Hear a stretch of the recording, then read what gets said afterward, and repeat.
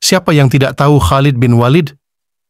Sahabat Nabi Muhammad SAW yang satu ini merupakan seorang pejuang sekaligus panglima perang Islam yang tersohor pada masanya. Saking hebatnya, Khalid bin Walid tidak pernah kalah dalam setiap peperangan yang ia pimpin. Oleh sebab itu, Khalid menyandang gelar Saifullah al-Maslul yang berarti pedang Allah yang terhunus.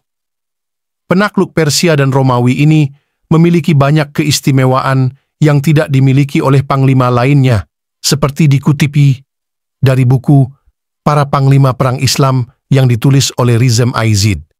Salah satu keistimewaannya yaitu berhasil menyatukan Arabia untuk pertama kalinya dalam sejarah. Bahkan, ia berhasil membentuk entitas politik yang bersatu dan disebut sebagai kekhalifahan. Selain itu, Khalid bin Walid juga menjadi satu-satunya panglima tertinggi pada masa Nabi Muhammad SAW dan para penerusnya. Ide-idenya yang cemerlang, taktik perangnya yang jitu, hingga keperkasaannya yang tiada tara, membuatnya menjadi sosok yang sangat hebat. Khalid bin Walid juga menjadi juru tulis Rasulullah SAW. Gelarnya sendiri adalah Abu Sulaiman. Profil singkat, Khalid bin Walid. Khalid bin Walid lahir pada tahun 592 M. Ia merupakan anak dari pasangan Walid bin Mughirah dan Lababah Ash-Shagri binti Al-Harits bin Harb.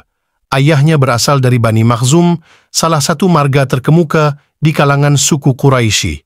Khalid bin Walid merupakan salah seorang pemimpin yang paling berkuasa di antara orang-orang Quraisy.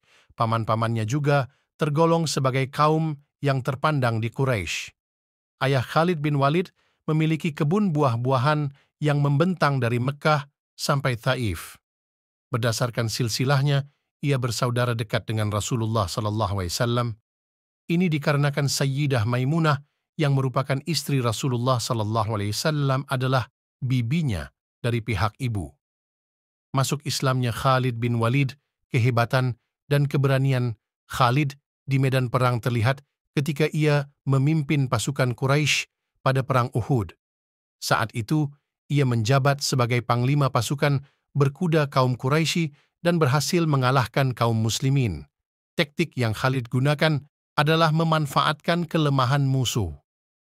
Ketika kaum muslimin berlomba-lomba mengambil harta rampasan perang karena menganggap musuh kalah, dari arah belakang pasukan, Khalid menyerang balik kaum muslimin secara mendadak. Serangan itu membuat pasukan muslimin kalah telak dan kemenangan menjadi milik kaum Quraisy. Usai perang Uhud, Khalid bin Walid menyatakan diri masuk Islam. Dengan demikian, jabatan yang ia peroleh sama seperti sebelumnya, yaitu panglima perang. Khalid bin Walid tidak pernah mengalahkan Rasulullah SAW. Setiap perang yang dipimpin, Khalid berhasil memperoleh kemenangan. Prestasi tersebut kian berlanjut hingga masa pemerintahan Abu Bakar. Kala itu, Khalid ditugaskan untuk memperluas wilayah Islam dan membuat kalang kabut pasukan Romawi dan Persia.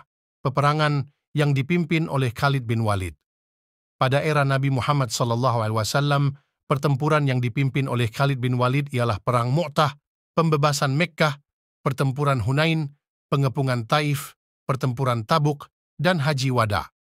Ketika Perang Mu'tah, Khalid kehilangan 9 pedangnya.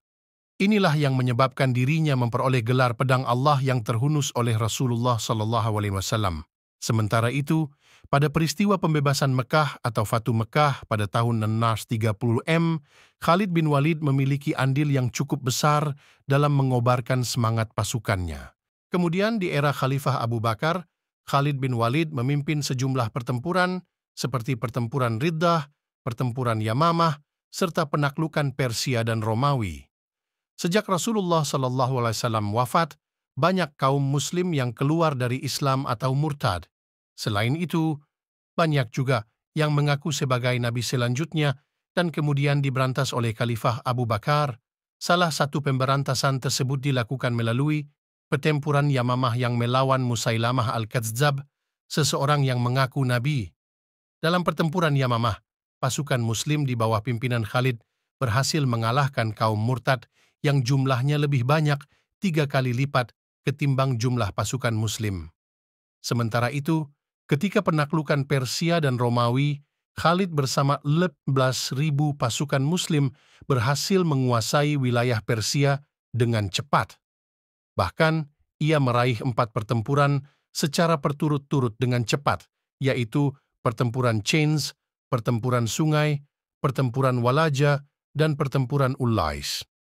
Teladan yang diperoleh dari kisah Khalid bin Walid, sepak terjang Khalid bin Walid sebagai panglima perang Islam tidak diragukan lagi.